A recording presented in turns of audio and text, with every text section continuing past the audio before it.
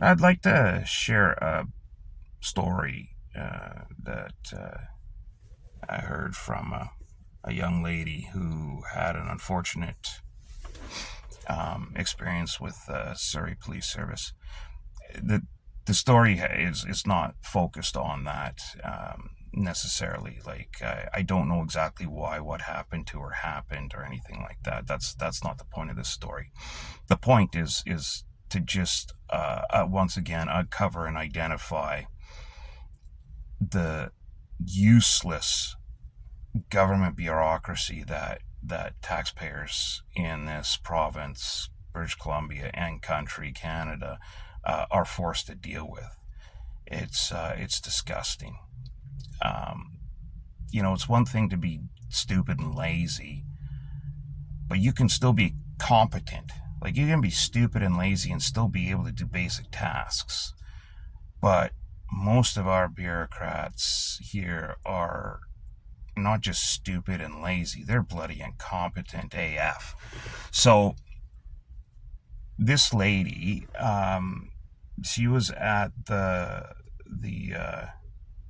the ministry office for poor people, dregs, and food bars, um, also known as the Ministry for Poverty Reduction and Social Improvement, or something like that, or just the welfare office.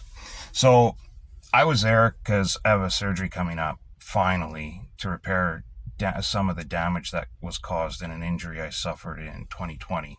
And then I get this notice. It's like, okay, your surgery is going to be in a few weeks, and you need to have this sling thing because we're going to tinker with your tendons, and we need to make sure that your arm and your shoulder are secure for the next several weeks. I think I got to wear it for like 4 weeks or something after the surgery. And it's this great big ugly freaking contraption. But anyway, yeah, it costs about $200, and they're like, oh yeah, and you have to pay for that. I'm like, I don't have $200. So $200, like I say, it's a big hit to me. So I was at the welfare office because I also applied for a program called PWD, Persons with Disabilities, which is a provincial program because Canada Pension Disability doesn't have any benefits. It's just a payment, and whereas the PWD, the provincial program, does have they have a limited coverage for like extended health, and part of that is having a sling, and I also need to get back and forth to the hospital because I don't have family or anything down here. So there's no one to drive me back and forth to the hospital. So they're supposed to have a program to pay for that as well. So that's why I was at the welfare office. And so while I was there, um, I was beside a young lady who was telling her story, and so she was there because she was asking for a check replacement. So she's on income assistance, which is the pretty way of saying welfare. There's no shame in it. Some people's lives don't go tickety boo. Case in point, what happened to me isn't going to happen to everybody, but what happened to me can happen to anybody. So she was there asking for a replacement check. So was she asking for a replacement check because she lost it? Was it stolen? Was she running a scam? No, none of that. What happened was she was shot by a member of Surrey Police Force Service. I don't know why. It's irrelevant. I would just say most of the time when somebody is shot by a member of law enforcement, there's generally a reason for it. I know sometimes people they have these crackpot theories that, oh, the police, they target and hunt black people, or they target and hunt, they're not sensitive enough to people on raging on drugs or have mental health issues. Statistics don't support any of those crazy theories. So they're just far left crackpot theories, but in general, when you get shot by a police officer, there's probably a reason behind that.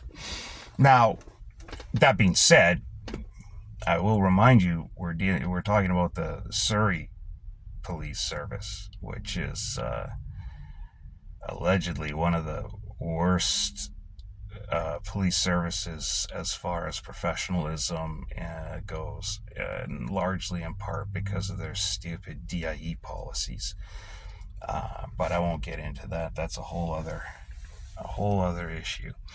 So this lady's asking for a replacement check, and the little snot that's helping her,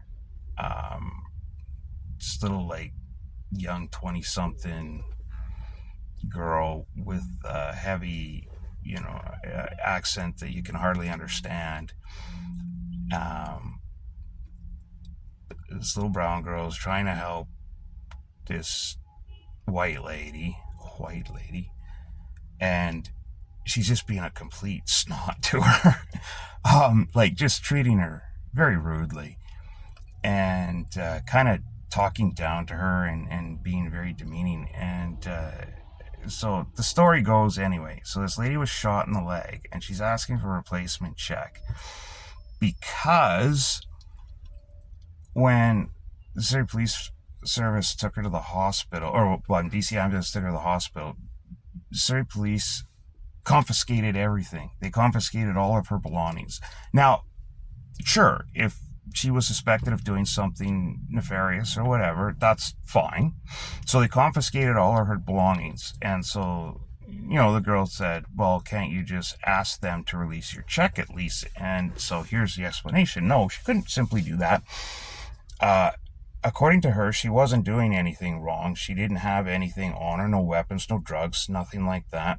And which seems probably to be the case. And so was Surrey Police just holding her stuff in case they did decide to press charges? So they confiscated it and they just are holding it as evidence possibly? No, not even that. They hucked everything. They threw her purse away, which had her check in it, which also had her keys to the place she was staying was in there, and everything else you would find in a woman's purse. I mean, make a list, right? They hucked that. They hucked her clothes. Obviously, her pants were shot anyways, because it would have probably cut them off. But yeah, they hucked her clothes. They hucked her shoes. They hucked everything. They just trashed it. Threw it out. And they did this while she was going through, she had, in the first 24 hours they brought her in, she went through 7 different surgeries on her leg to repair all the damage. And then she was in the hospital again, obviously for a couple of weeks. And so she was going to get this check replaced because this was from, obviously, this incident happened a while ago, but still, she's entitled to that money, right? Being on income assistance, and so that money's missing. So that's a hardship for a person, and so she's finally recovered enough that she can get up and about and start to take care of these things. And so she was simply asking for, a replacement check so she can recover those funds that she had counted on, as well as she was applying for an emergency, like a crisis supplement, to help her buy a couple of outfits or something. Not unreasonable. It's like $50. And this girl was just like, giving her the gears. It was ridiculous. To me, that's a slam dunk. It's like, okay, yeah. And the young lady that was asking, she had, she had a police report. She had the hospital report. She had all the information. So it's not like she just stumbled in off the street and started spewing the story and saying, gimme, gimme. It wasn't like that. She had everything she needed to prove that the story she was telling was true. Now, not to mention the fact that the check was never cashed. The girl even acknowledged that. She says, yeah, we noticed, and after a certain period of time, the checks get canceled anyway. And that check had already been canceled because it was never cashed. And there is a policy that says if you lose a check, you can get it replaced within a certain amount of time. And so she was within that amount of time. So there's no reason why she couldn't have it. I mean, just simply saying, hey, I lost the check. So if you haven't canceled it yet, please cancel it. And could you please issue another one? That should be it. That should be the end of the story right there. You shouldn't have to go in there and then say, well, why'd you lose the check? Well, it was circumstances outside my control. What circumstances? Well, those are kind of private. I don't really want to get into that, considering we're in an open space here and there's a dozen other people that can overhear the story that's rather personal, and I really don't want to share the details. Well, then you don't get a check. It was this kind of thing, right? Like, in my opinion, the correct thing for the worker would have been, okay, would you feel more comfortable if we went to a private space?